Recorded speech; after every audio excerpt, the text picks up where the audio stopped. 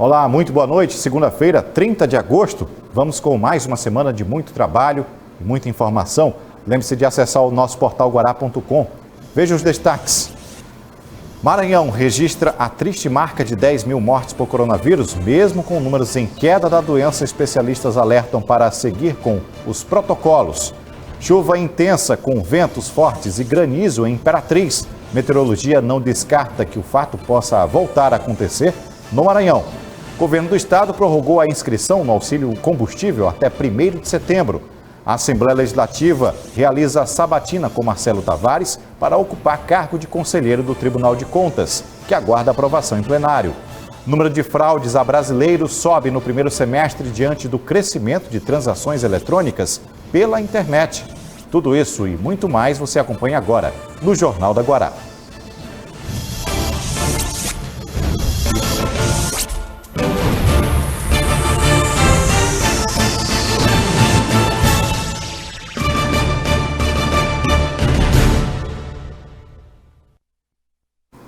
A edição desta segunda-feira tem como destaque um número triste. O Maranhão ultrapassou a marca de 10 mil mortes por coronavírus. O número ficou registrado no boletim epidemiológico divulgado no último domingo. Mas vale dizer que os números de contaminação vêm caindo, fruto do trabalho de aceleração da vacinação em todas as cidades do Maranhão. E há uma grande preocupação ainda com os profissionais da saúde, já que eles estão na linha de frente e ficam expostos ao vírus. Nos últimos tempos, desde o final de março do ano passado, todo santo dia tem alguém chorando a morte de um ente querido levado pela Covid-19. O boletim epidemiológico divulgado diariamente pela Secretaria de Saúde do Estado apontou que o Maranhão, neste domingo, superou a barreira das 10 mil mortes pela doença. Dos óbitos ocorridos no domingo, por enquanto, nenhum foi por complicações da Covid-19. O boletim trouxe 9 óbitos, todos ocorridos em dias anteriores, que precisavam de confirmação laboratorial, o que ocorreu justamente no final de semana. O primeiro caso de Covid-19 no Maranhão foi registrado no dia 20 de março de 2020. Uma semana depois, acontecia o primeiro óbito. A vítima foi um homem de 49 anos de idade com histórico de hipertensão. Estava internado em um hospital aqui da capital maranhense. Um ano após, quase 6 óbitos já haviam sido registrados. Neste domingo, quando se completou exatamente 1 ano e 5 meses do primeiro caso de morte por conta da doença, foram registrados exatamente 10 mil óbitos pela Covid-19. Outro dado relevante apresentado no boletim é a quantidade de profissionais da saúde que foram infectados pelo novo coronavírus, 4.651. No entanto, um alto número conseguiu vencer a doença, 4.441 no total superaram a Covid-19. Número importante para um grupo tão essencial no combate à doença. Agora, dando destaque à vacinação, São Luís possui 1.108.975 habitantes, segundo o censo do IBGE de 2020. A Prefeitura de São Luís apresentou a informação que já temos 1.143.907 doses aplicadas, o que representa 85,91% de taxa de vacinação. Ainda segundo dados da Prefeitura de São Luís, a taxa de ocupação de leitos clínicos caiu. Temos a ocupação de 12%, ou seja, 50 leitos disponíveis, apenas 6 estão sendo utilizados. Quanto aos leitos de UTI, a realidade é de 47,5%. De 40 leitos, 19 estão sendo utilizados. Vamos seguir agora falando sobre o nosso clima aqui no Maranhão. O Jornal da Guará já trouxe esta abordagem. Estamos no mês de agosto e muitos aqui lembram que esta época nos remete a ventos mais fortes, temperaturas mais altas. Porém, meteorologistas alertaram que o mês de agosto ainda representava a transição, com algumas chuvas isoladas. Mas agora, para surpresa dos moradores da região tocantina, o último final de semana ficou marcado na história, com chuva de granizo, fortes ventanias. Imperatriz registrou desabamentos em vários pontos, estádio Frei Epifânio da Abadia, teto de quadras de esportes, árvores em frente à prefeitura municipal da cidade. Tudo isso deixou moradores assustados e a ação emergencial dos gestores e equipes de salvamento. As imagens foram feitas após a forte chuva com ventania registrada no último sábado em Imperatriz, que deixou um cenário de destruição. Em diversos pontos da cidade, era possível ver os estragos. Árvores foram derrubadas com a forte ventania. A beira-rio ficou sem iluminação. Barracas ficaram destruídas na Praia do Meio. Mas um dos pontos mais afetados pela chuva foi no estádio Frei Epifânio. A arquibancada caiu durante a partida entre o Cavalo de Aço e o 4 de julho. A presença dos torcedores está suspensa por conta da pandemia de coronavírus. E ninguém ficou ferido. Após o acidente, o jogo foi suspenso e o local isolado. Estamos aqui na quadra Mané Garrincha, aqui da Praça Mané Garrincha. Já estamos desmontando aqui a estrutura para refazer a obra e garantir também a segurança aqui do pessoal, né? Daqui a pouco o secretário de Estado, Cleiton Noleto, vai estar no estádio, nós vamos aguardar ele aqui para a gente já também tentar, em conjunto com o governo do Estado, recuperar essa cobertura que caiu aqui para que o estádio não fique fechado. Nós fizemos uma vistoria aqui, acompanhado de várias lideranças da cidade, e vamos fazer a retirada do material, parte da cobertura desabou, em razão dos fortes ventos. Também fadiga de material, provavelmente. O Corpo de Bombeiros vai emitir o laudo, vamos fazer a retirada e fazer a recomposição, o reposicionamento da cobertura. Além disso, nós vamos tomar outras providências no sentido de revitalizar o estádio, modernizar, aproveitar, que a gente vai fazer esse trabalho e cumprir mais essa etapa. A ventania também prejudicou toda a estrutura da quadra Manel Garrincha, mas segundo este deputado estadual, o governo do estado foi até o local para ajudar nos trabalhos emergenciais. Foi algo inesperado, até porque nós não estamos nesse momento no período chuvoso. Geralmente no período chuvoso se espera algo de chuvas torrenciais, a cidade de alguma forma já se prepara para viver momentos em que temos recorrentes de alagamentos dos riachos, de enchentes no rio Tocantins. Entretanto, era algo inesperado, não estava nem com rumo de chover, o tempo não dava essa sinalização, e de repente veio uma chuva rápida, em alguns lugares na cidade, caindo inclusive granizo e por outro lado, o vento. O que mais chama a atenção é que todo esse evento foi registrado em pleno período seco aqui no Maranhão. Os especialistas acreditam que as condições climáticas favoreceram para a formação de uma nuvem carregada na região central de Imperatriz. A atmosfera é muito dinâmica, então você tem um forte calor. Imperatriz está muito quente ultimamente, altas temperaturas, baixa umidade, mas de repente entrou uma umidade oriunda da região amazônica que favoreceu as condições para a formação dessa nuvem cumulonimbus. É uma nuvem de grande crescimento vertical e geralmente, então como ela é muito grande, então ela chega a altos níveis na atmosfera, 10 km, onde a temperatura se chega a menos 60, menos 70 graus.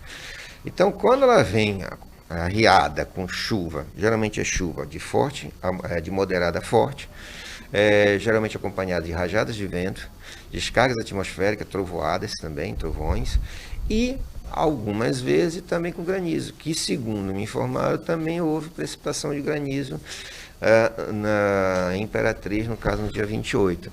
Mas veja bem, é uma formação isso foi um fato, um evento que ocorreu num ponto muito isolado, tá? Basicamente, segundo informações de lá, foi praticamente só no centro da cidade. Eu não tenho mais informação que isso, mas foi feito um evento meteorológico que ocorreu bem localizadamente ali em Imperatriz. Tanto que a gente olha nas imagens de satélite, a gente praticamente quase não vê ponto nenhum ali de nebulosidade, a não ser essa formação rapidamente por volta desse período aí da tarde. Apesar da chuva ter sido registrada em um ponto isolado e ser um evento que não acontece com frequência, o especialista afirma que essas fortes chuvas com ventania podem voltar a ser registradas no estado. Sempre vai ter eventos, inclusive tornados, de pontos isolados, que é quase impossível você prever isso aqui no Maranhão. Mas sim, nós já tivemos, por exemplo, eu me lembro até a data de um ano passado, aqui na capital, em São Luís, que ocorreu dia 13 de julho, para ser exato, por volta de umas 2h30 da tarde, e onde a forquilha ali praticamente foi bombardeada, foi tanta chuva, tanto vento, rajada de vento, que era placa voando, carro, todo mundo, e chuva forte. Então, esses eventos não são descartáveis, podem ocorrer, mesmo estando nós em um período seco. É isso. Hora do intervalo, na volta do Jornal da Guará, vamos falar sobre os destaques dos bastidores da política. Um instante só.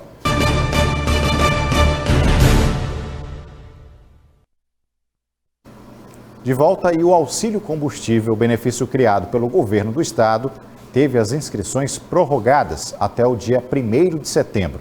Esse benefício é destinado para os profissionais que trabalham como motoristas de aplicativo, taxistas, mototaxistas e operadores do transporte alternativo complementar. A primeira parcela de pagamento está prevista para iniciar no dia 4 de outubro e vai até o dia 22 do mesmo mês. A segunda parcela, prevista para iniciar em 4 de novembro e seguir até o dia 22. O valor pode variar entre R$ 60 a R$ 300, dependendo do veículo e também do número de habitantes do município aprovado. Os interessados devem acompanhar os perfis, por exemplo, do Instagram do Governo do Estado e também da MOB. Em breve devem informar sobre a situação dessa prorrogação das inscrições.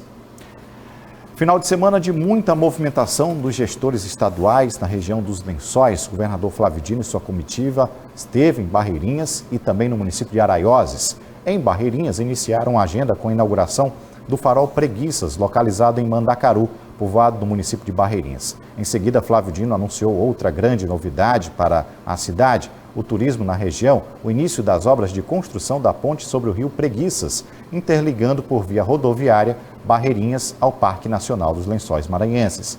Já o município de Araioses foi contemplado com outro investimento idealizado para estimular a atividade turística, a entrega da obra de revitalização da Avenida Beira Rio da Conceição, orçada aí em R$ 1,3 milhão. A agenda de visitas aos municípios estão cada vez mais intensas, onde amanhã a equipe do governador vai estar em São Raimundo das Mangabeiras, Loreto e São Domingos do Azeitão. Bom, e vamos aos destaques de informações político-partidárias. Tudo leva a crer que a gestão estadual deve passar por mudanças aí de comando nas pastas das secretarias de Estado. O governador Flávio Dino prepara uma reforma com o objetivo de reacomodar aliados, preencher o primeiro escalão do Palácio dos Leões. Há 7 meses de deixar o governo, Dino teria confirmado que deve promover as mudanças nas próximas semanas. Marcelo Tavares, atual chefe da Casa Civil, é cotado para o Tribunal de Contas do Estado. Rubens Pereira Júnior, que esteve à frente da Secretaria de Estado de Articulação Política, a SECAP, saiu para ocupar sua vaga na Câmara Federal, deixando sem comando oficial a pasta. Portanto, o governador precisa indicar novos nomes para as duas instituições. São esperadas mudanças também nas secretarias de Transparência, Governo, Comunicação, Planejamento e também Assessoria Especial. O chefe da Casa Civil, Marcelo Tavares, teve seu nome aprovado para a função de conselheiro do Tribunal de Contas do Estado do Maranhão, em razão da aposentadoria de Raimundo Nonato Lago, que ocorre no próximo dia 8 de setembro.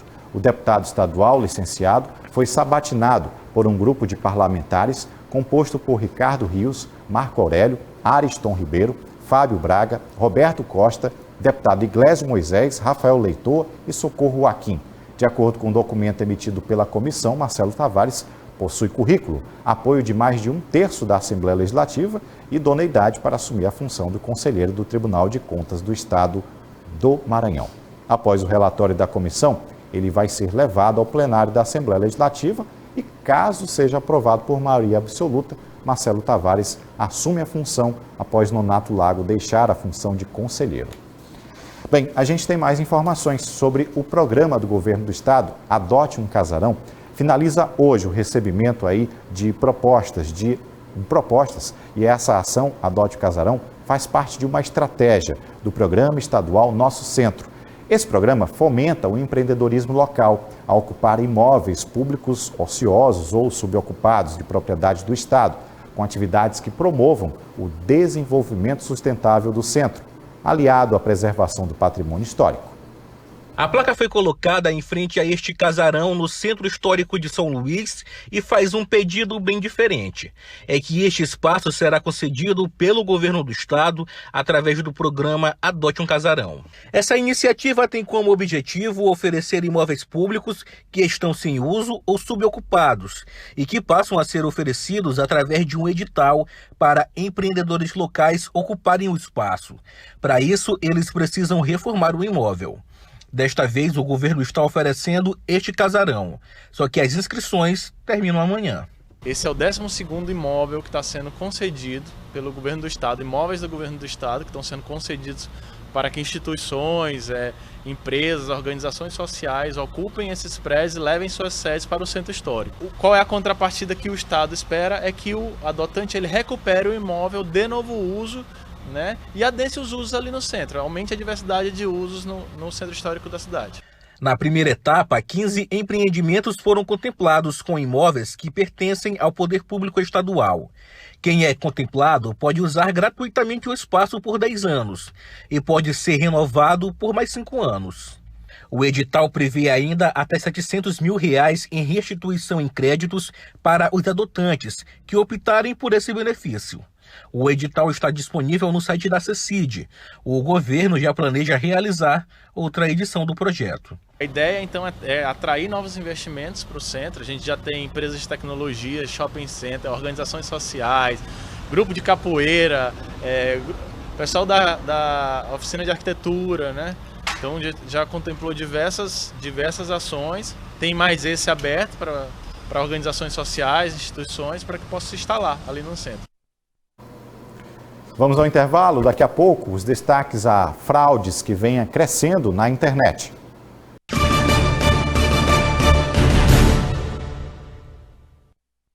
O Guará traz aqui um alerta. O número de ataques contra brasileiros chegou a 1,9 milhão no primeiro semestre de 2021, o que corresponde a um aumento de 15,6% com relação ao mesmo período do ano passado. Eu falo isso sobre os ataques na internet. A alta foi puxada principalmente pelas ações contra pessoas de até 25 anos, que tiveram um crescimento de 19,3%.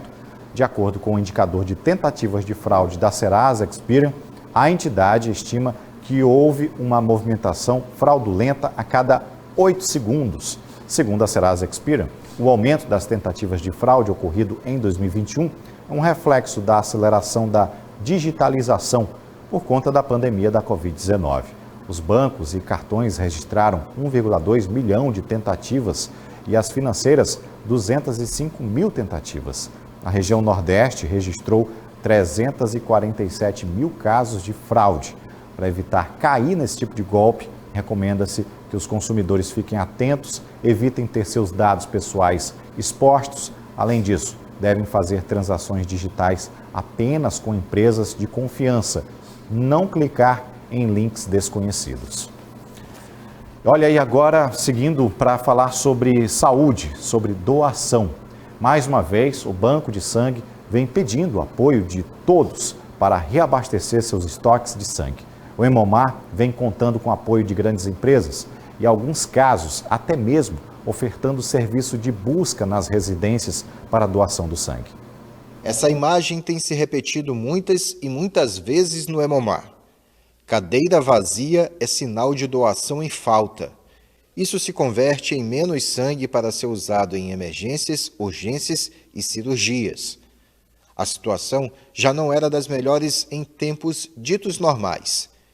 Piorou no auge da pandemia e tem sido mais grave ainda com a retomada de atividades. Atualmente está crítico devido a uma redução que houve das doações. E a gente, nessa busca de manter o estoque adequado para atender a demanda hospitalar, a gente tem buscado parcerias com instituições, com empresas, e o próprio doador, quando ele vem pegar o resultado dele, ele também já é convidado a fazer uma outra doação. Uma das dificuldades está em encontrar quem venha doar sem destino certo. É o famoso dar sem olhar quem. Quase todos que aparecem no Hemomar já têm um nome a indicar para receber o sangue doado. Alguém específico, sendo que eu ia passando na rua aqui mesmo e o rapaz me perguntou se eu poderia ajudar ele.